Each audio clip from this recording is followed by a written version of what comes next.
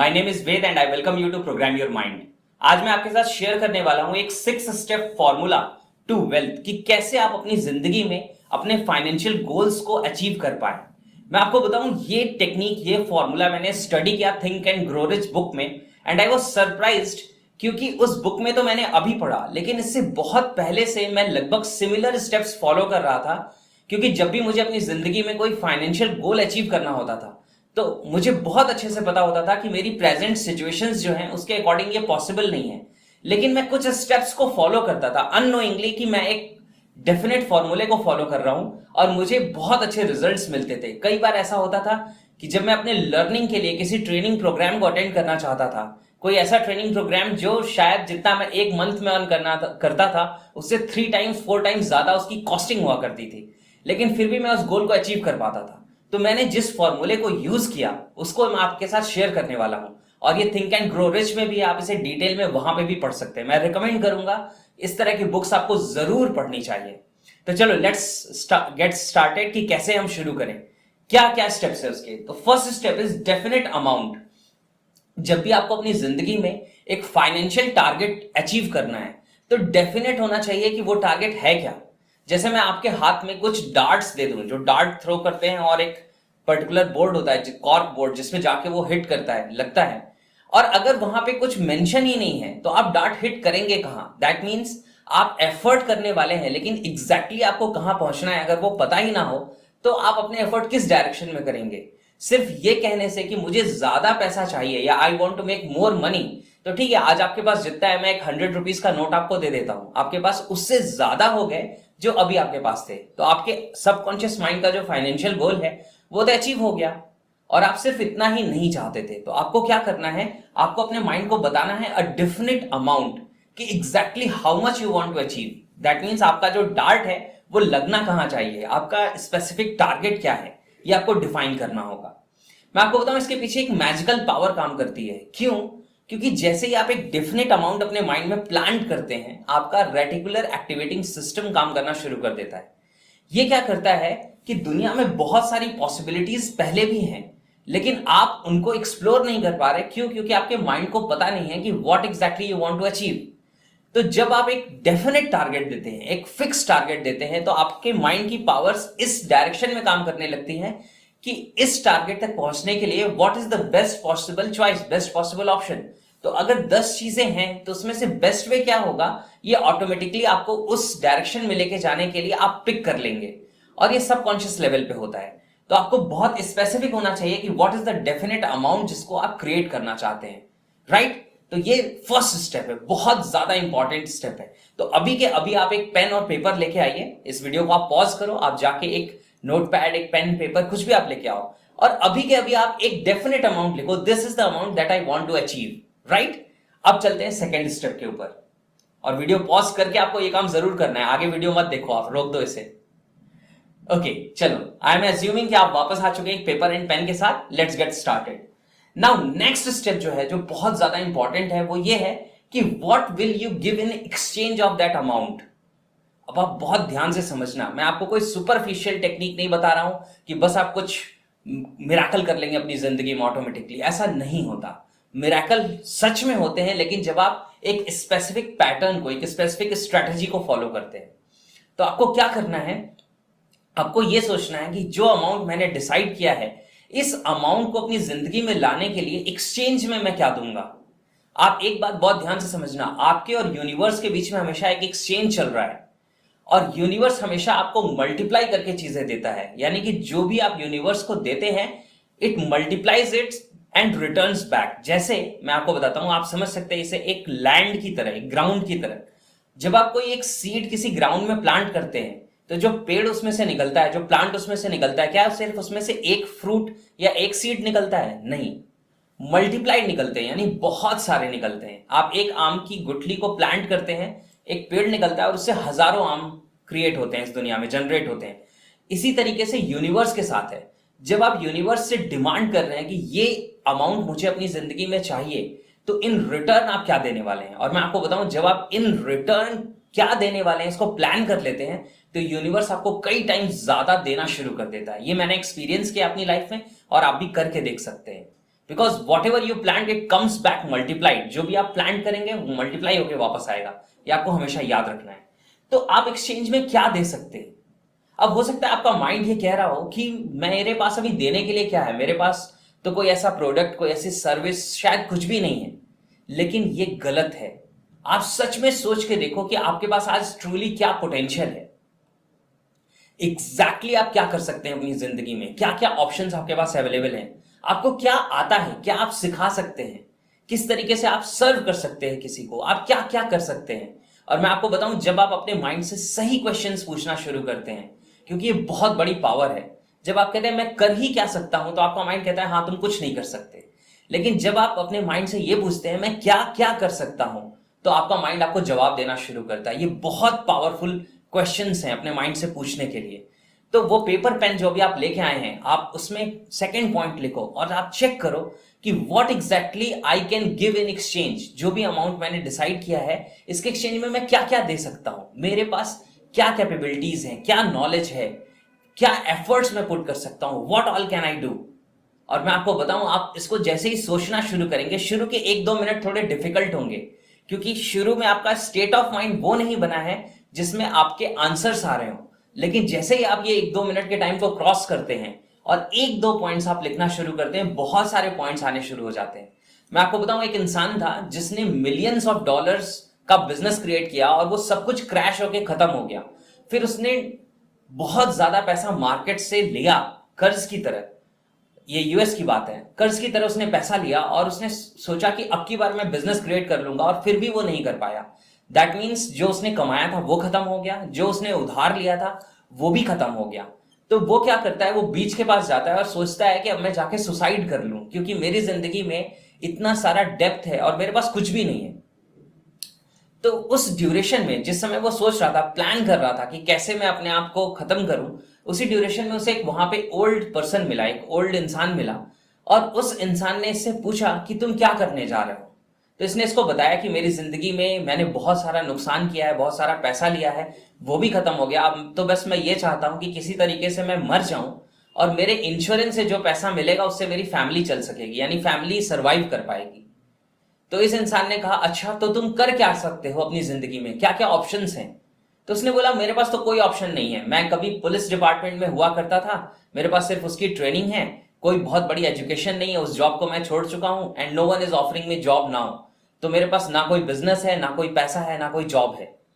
उस इंसान ने कहा अच्छा मुझे एक चीज बताओ, क्या तुम्हें करेंसी के बारे में नॉलेज है? तो उसने बोला करेंसी के बारे में नॉलेज है मतलब? तो उसने बोला हाँ, क्या आप समझते हो डॉलर, सेंट, ये सारे एक्सचेंजेस के बारे में आपको मालूम है? उसने बोला हाँ मुझे मालूम है। उसने बोला क्या आपको इंग्लिश लैंग्वेज आती है? तो उसने बोला हाँ मुझे इंग्लिश लैंग्वेज भी आती है।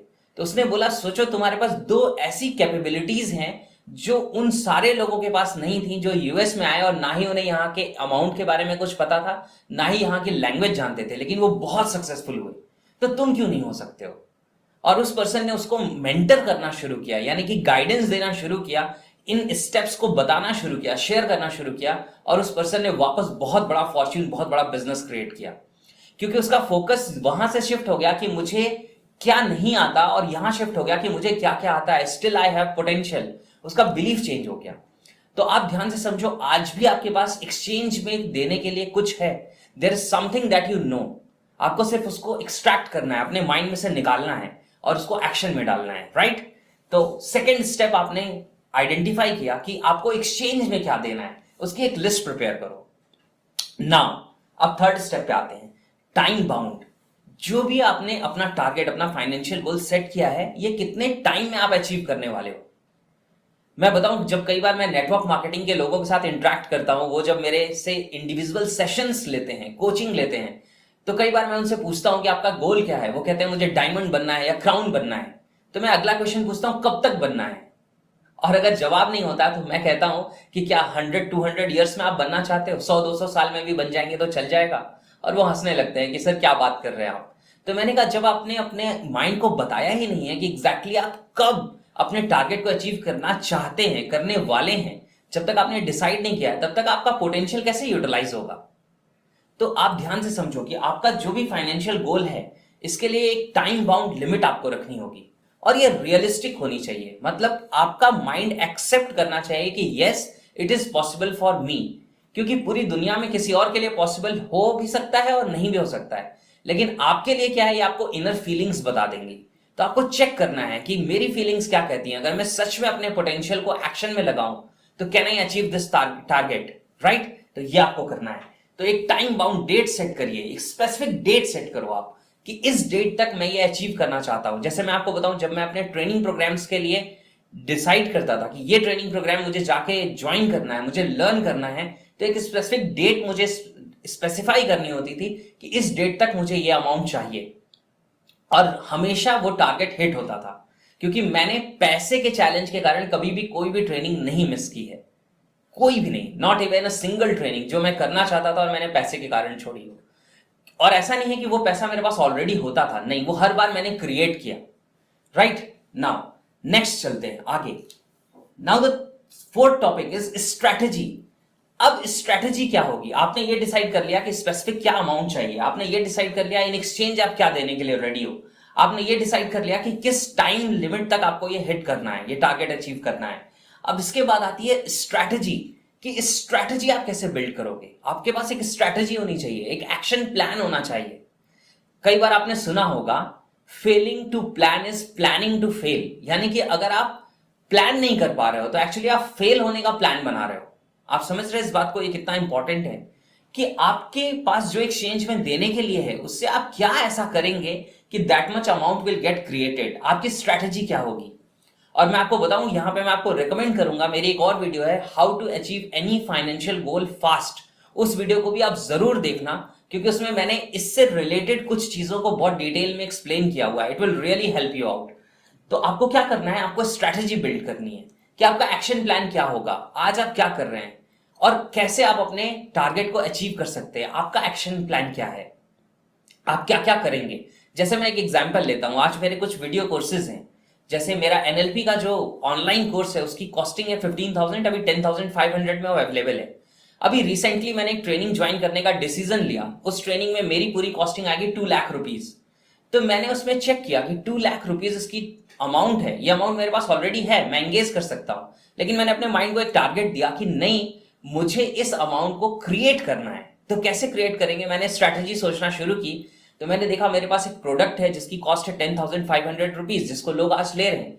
तो मैंने कैलकुलेशन में अपने माइंड में एक फिगर डाला कि okay I need to sell 21 courses, मुझे 21 कोर्सेज सेल करने हैं ताकि ये अमाउंट अचीव हो जाए।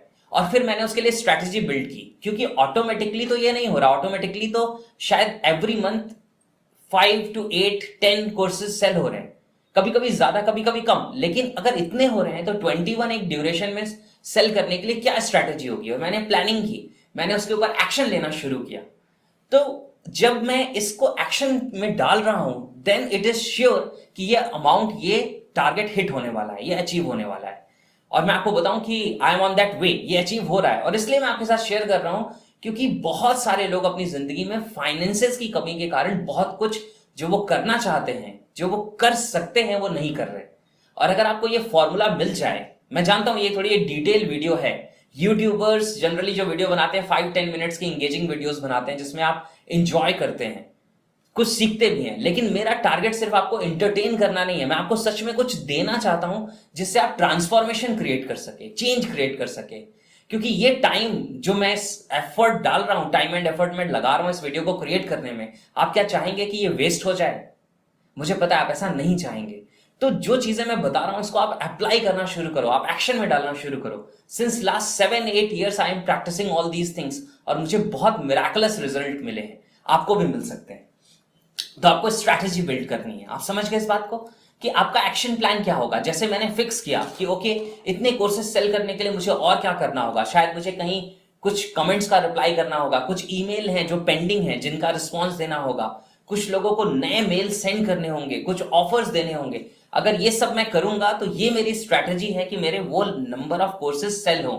तो ऐसी ही प्लानिंग आप भी कर सकते हैं। चलो नेक्स्ट स्टेप पे आते हैं।